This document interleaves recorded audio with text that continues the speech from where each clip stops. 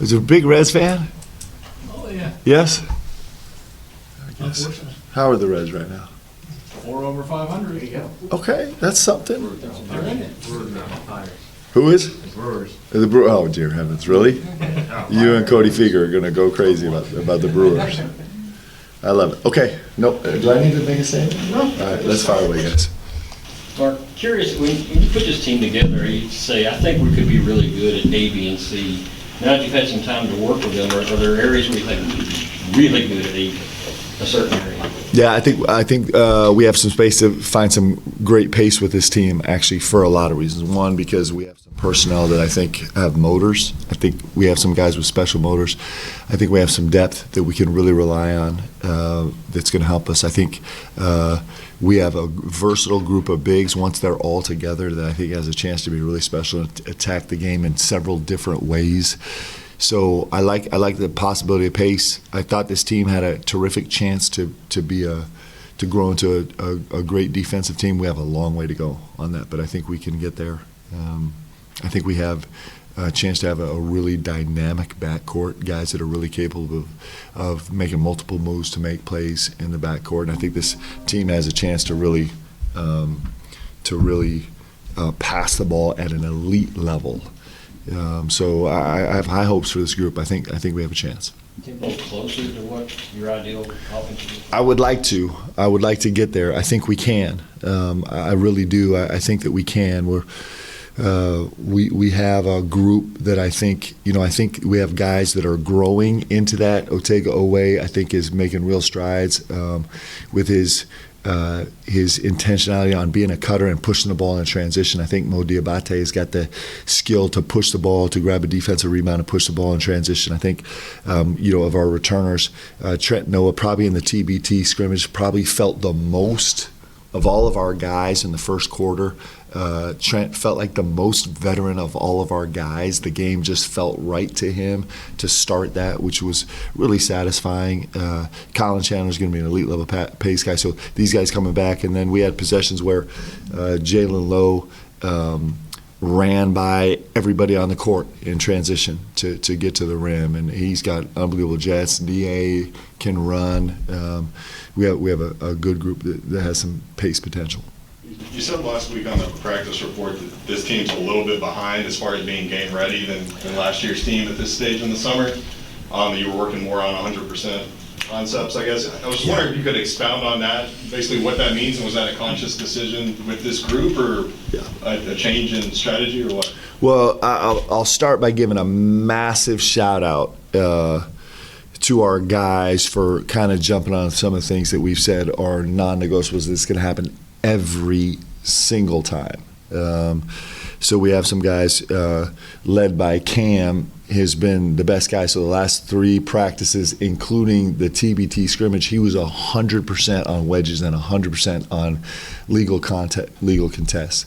He's the only guy on our team that was in the scrimmage and over the last 3 days consistent in process. Sorry. I want to know who that is that's calling right now. That's getting me hyped right now. That's when the boys are hanging out, man.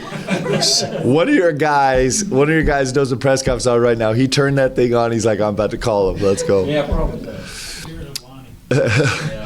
But I'm really proud of Cam. Like, that's a big deal, especially to be a new guy in the program and come here and he's just like, it's unbelievable when you get to coach a guy that you tell him we need you to do this every single time, and he comes out on the floor and does it every single time. That is actually a chance for us to be differentiated from every other team in college basketball, and he's embraced that. Our wedge numbers through 5 weeks of practice, we're dancing around 85, 88%, which is up about 17% on average from what we were last year, and that's impressive. And we need to get to 100. Like, we're striving to get to 100. And the same thing on legal contests. Our legal contest has been a little bit slower to develop. But that's a massively important. One of the things we have to do is our defensive field goal percentage has got to be better next year, and so we're dedicated to having a legal contest on every single field goal attempt, every single one. And so there's a lot of things that go into that, but that's a major point of emphasis for us. So when you as a organization and as a group, when you throw down some 100%. That means that you're willing to mortgage other things, that you're willing to you're willing to blow up practice and not get to all the things you have on the practice plan because as a team, not me, not the head coach, but as a team, we're going to blow up practice because we're going to demand that we get to 100% here. And so that we traded in, last year from day one, we were incredibly devoted to teaching from the ground up the way we play, and we're really intentional about it. And so it got us to a point where I feel like when we went to this TBT game, we were a little more game ready. We knew we had a better feeling of what to get to A, B, C, and D, and how to make those decisions. We hadn't even really got to a second lift when we jumped into this TBT game. So conceptually, we were behind that way, but we were much closer on our 100%. And that's a trade-off. It's a calculated decision on our part. I think it's going to pay off in the long run. How are Malachi and Jasper coming along? Jasper Johnson, major plus aura today. He finished his conditioning test on the first try. So I'm really proud of him. I'm very, very proud of him. And this Malachi Moreno is going to be fun. We're going to have a lot of fun with him. He's so young and he's so capable. And so from him, we're gonna see moments where, where it's like he should be in the NBA right now, and we're gonna see moments where we feel like I'm not sure Malachi knows exactly what he's doing, and we're gonna see both of those, and that's what growth is. But I'm really encouraged by both the young guys. They've talked a lot about building team chemistry in the summer. How have you seen that come along? I think it's been great. They've spent an enormous amount of time together in all different facets. So they're spending a ton of time on the court. Of course, we have our NCAA limitations on court time with the staff, and they're spending a lot of time on the court outside of practice, doing individual work, getting groups together to come get group shooting workouts or whatever it is they have going. It feels like there are guys in the gym all day long. The lodge is such a gift to us that those guys can all have the same living space, and that they just bump into each other. And the goal in this 8 weeks is for all of them to get to the point where they really annoy each other and they want to kill each other because somebody's left their stuff out, or somebody's not emptying their trash, or somebody's playing their music too loud, or all those things where you really get to know each other I think are happening. I think the lodge is a real gift to us that way. And then activity-wise, these guys have already logged a really impressive number of service hours together.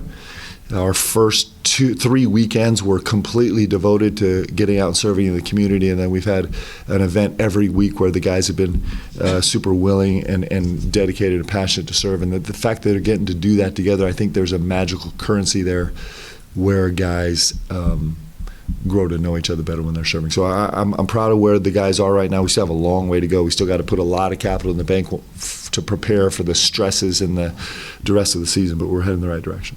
Mark, what is the status on Yelovich, and what will the process of getting him acclimated look like once he does arrive? So the status right now is that we got transcripts. He just finished classes, which is awesome. So we have transcripts, and so that part of this process is complete, and now it's going through the rest of it. I'm hoping that he can be on campus here. I don't know if it's optimistic in the next. I'd love for him to be here tomorrow. He actually can't work out with the team right now. Once we reach the admissions, well, actually, there were a number of reasons why he wouldn't be able to work out with the team. One of them is being an international student, first time in the States, with our summer courses. To take the required number of in-class hours was really complicated, but we'd like to get him here as soon as possible. He's doing great. He's training back home, and I expect him to come and have a great impact. Mark, you were speaking about Jasper and Malachi a second ago. You got to coach them earlier this summer at the USA basketball camp. I guess first, can you just reflect on your experience in that environment? And I know you can't name specific names, but I'll see some recruits there as well. Just what do you make about being able to get that developmental on-court time with them and any potential long-term impact they could have on their college choices? I was so happy to have the opportunity to go coach those guys. One, because we've been waiting for so long to actually be on the court and be able to talk to them on the court with a ball, right? And so that was, I was so excited. I mean, I was looking forward to that from the day that we kind of made the arrangement. Like, this is going to be great. I get to go out there and be in some type of pseudo scrimmage game situation with both my guys. So that was fantastic. I loved every second of it. And then the opportunity to be there with incredibly talented kids. And you know what's interesting? For kids to make it to the level that these kids are making it to, where the data is crazy. So they invite 32 kids to the USA U19s to try out for the team. Over the last 10 years, 60% of the guys who've made the team have been drafted to the NBA, and 40% of the guys who have not made the team have been drafted into the NBA. That's a crazy number.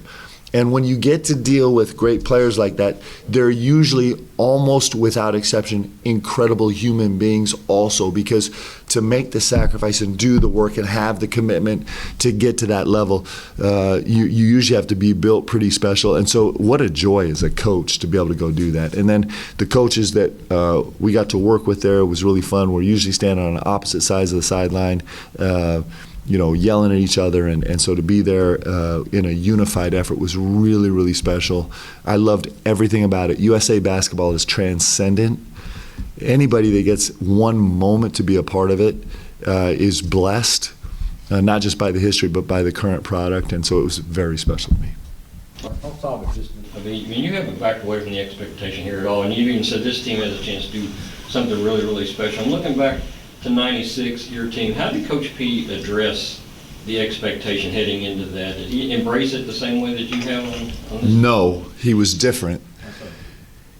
He just told us that if we didn't win every game, he was going to kill us. And I never knew exactly what that meant, if it was just going to be kill us figuratively in practice or actually kill us. It was probably some grouping of both.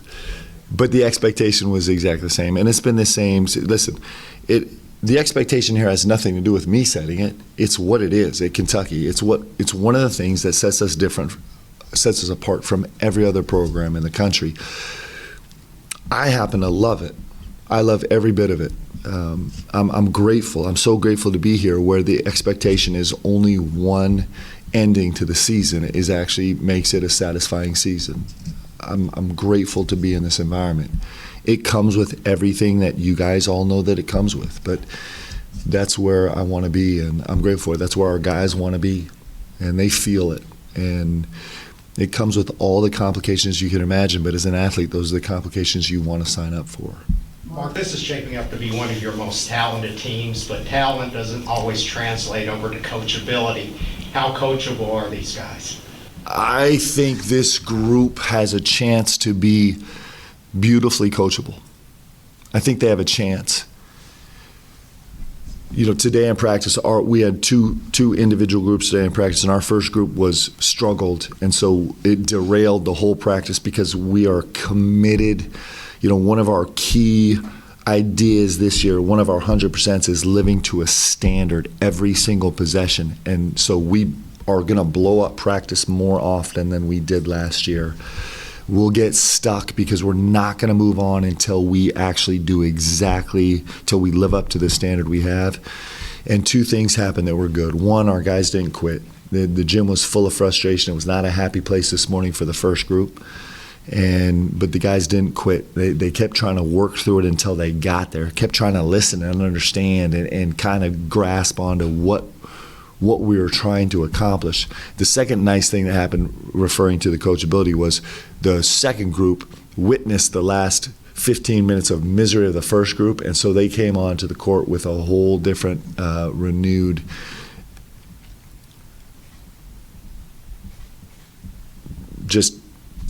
determination to do it right on the first rep. And so I think this team's I think they have the flavor and the juice to be really coachable. I think we have a conglomeration of guys here who understand what Kentucky is, who understand our desperate desire to get better and have the humility to do it. I think we do. The humility is always a sliding scale, but I think we're living in the humble space right now where guys are able to actually take in new information and get better. You talked about Jalen a little bit a moment ago. What about the guys kind of behind him that you're trying to work in to see back to like your backup point guard situation? How are those guys? Well, I have a really talented backcourt. I have so many options.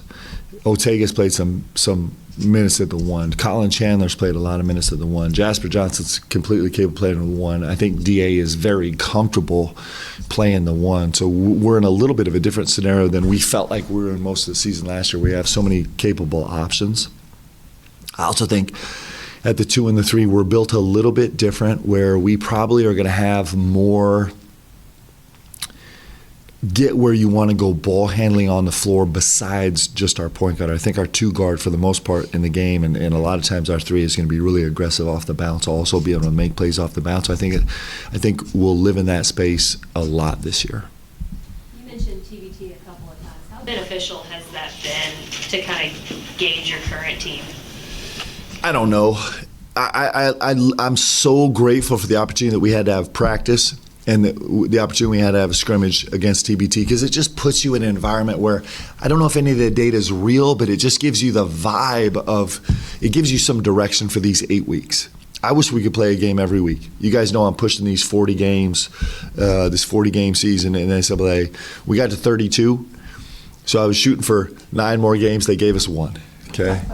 But let's keep pushing. And I wouldn't even mind, I would love it if we could sprinkle a couple games in this 8-week summer session. Now, I know not every team is playing the same, is using the same 8 weeks. I know a lot of guys have different groupings on the floor, but that's fine. Let us work around. Let us go find other teams that have a similar 8-week schedule, and let's go play a couple games because it helps your guys learn. It helps your team grow. And ultimately, that should be the goal of this whole thing is like, how fast can we grow? How much can we grow? How much better can we get? And so in lieu of that opportunity that I hope is going to be real next summer, we'll take this TBT, and our guys have been great. There's a few great things. One is it's great to go out and compete in a real game with real minutes and real stats.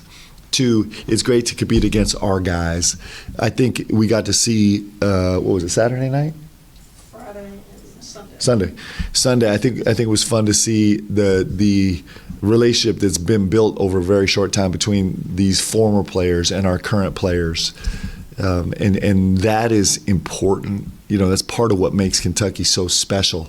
We just went to. Am I allowed to talk about Vegas? Yeah. So anyway, we do a lot of things where we're building relationships, trying to tighten the bonds between our former players and current players, and this is one of them. So that's also really important. That's actually a very, very important part of the Kentucky experience. Mark, you were talking about defense earlier. Every player that you all have brought in here has talked to us about how good they believe this team can be unprompted, how good it can be defensively, to the point where they're saying we could be the best defensive team in the country, especially when Jaden gets back. Are they saying that because that's the thought you're putting in their head, or is this organic? I mean, how does this happen? Well, I think right now we want to believe that, but we're so far from that.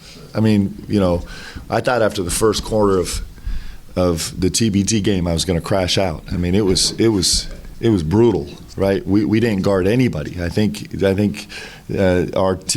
La Familia was like a 1.8 points per possession after the first quarter. So we're a million miles away from being the team that we think we can be. It's all fun and games to say what we think we can be.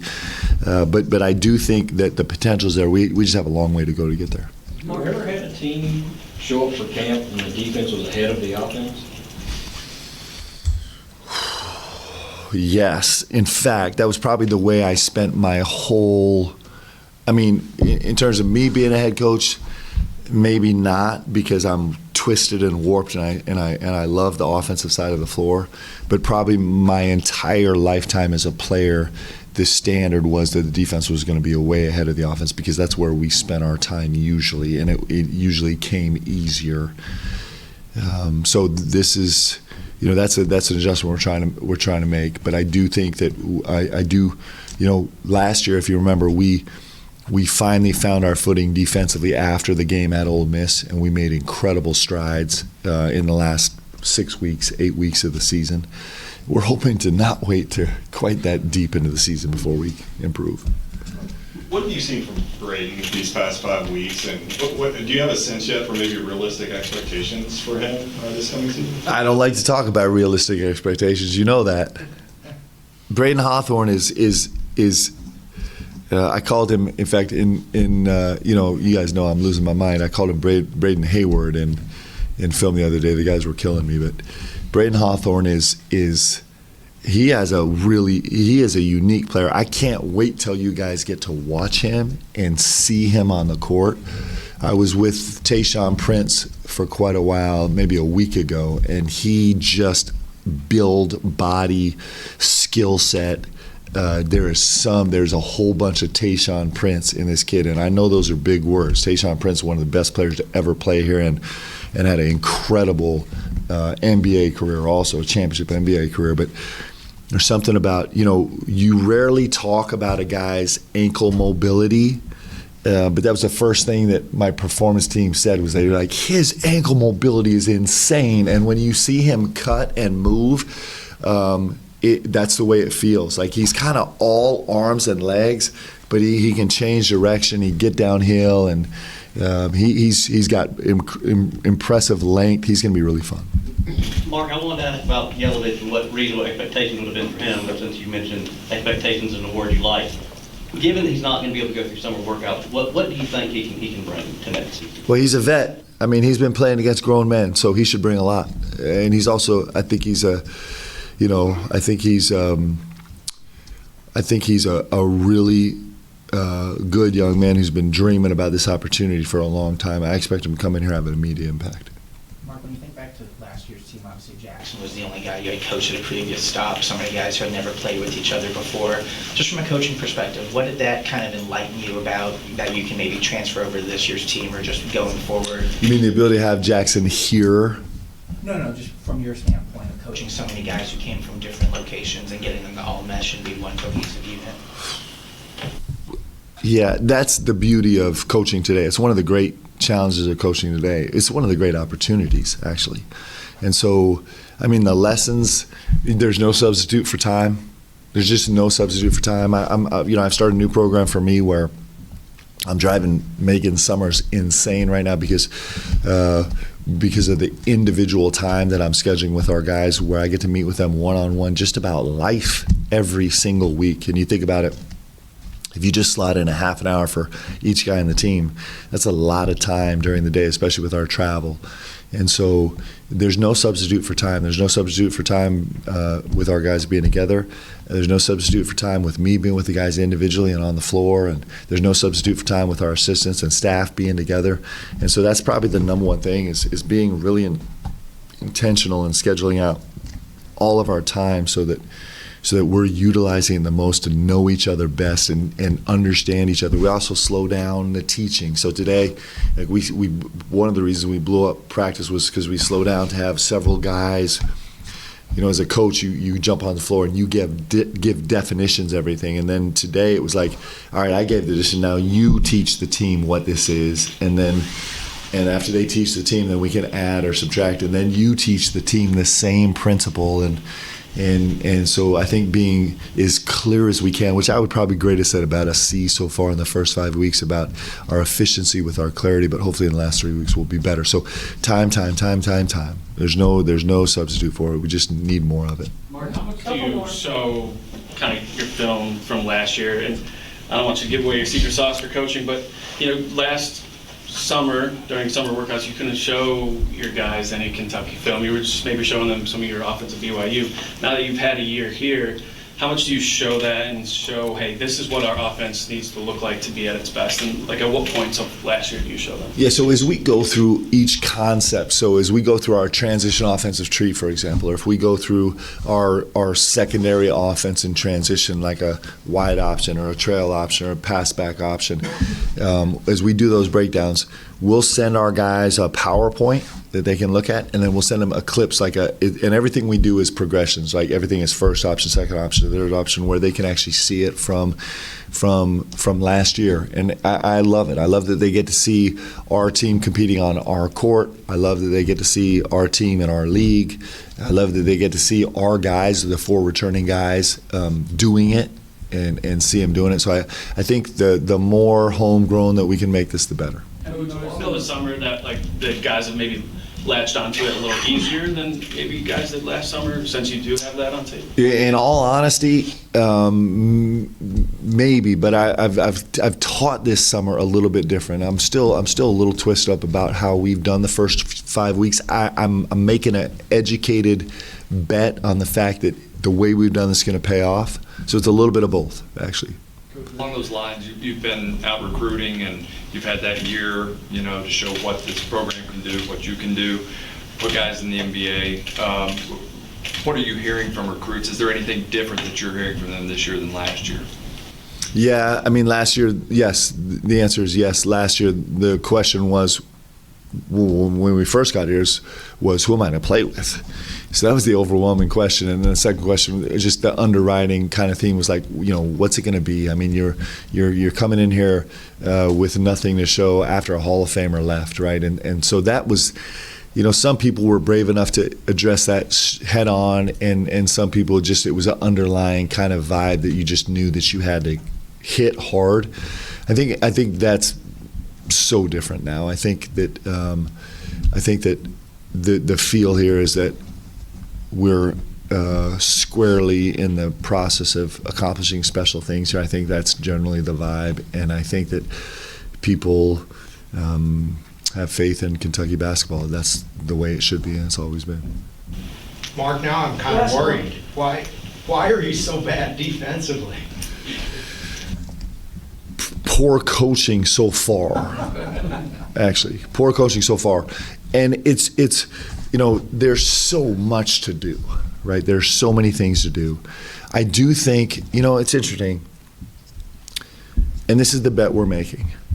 The bet we're making is that if we spend an extraordinary amount of time on a foundation in a really new but like 100% way, that the framing of the house and the finish of the house is actually going to go way faster, and it's going to be way more palatial, and the resale value is going to be incredible, right?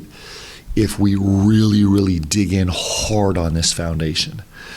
But when you walk up to a house and all you see is the foundation, it's not very inspiring, right? So we're spending a massive amount of time and energy and focus on the foundation, making the best, deepest, most sure foundation that we possibly can, and we're trusting that the next steps are going to go faster and that we're going to get a better product. So right now, that's what I'm saying about the defense. There's just not a lot to show for right now because we've dug so deep into this foundation. Is that brand new for you in your coaching career? Say it again. Is this approach brand new for you in your coaching career? Well, I don't want to oversell it, although it's fun because we have something to talk about, but I want this game to teach us. I think the best coaches and the best players let the game teach you. This is George Karl. George Karl, one of my heroes in coaching, and I learned so much from him. And one of the things he always talked about is like, what is the game teaching you right now? Pay attention. If you're not paying attention to what the game is teaching you, then you're going to fall behind. And so we work really hard to try and pay attention to what the game is teaching us. And so this approach right now is our best shot at listening to the game, what we felt like it taught us last year, what we feel like we have in our team this year. And so we're making a really, really educated calculation on how this is going to go. And I got a lot of confidence because I do believe in our guys. So I'm hoping that this will be the last time we talk about our defense being porous.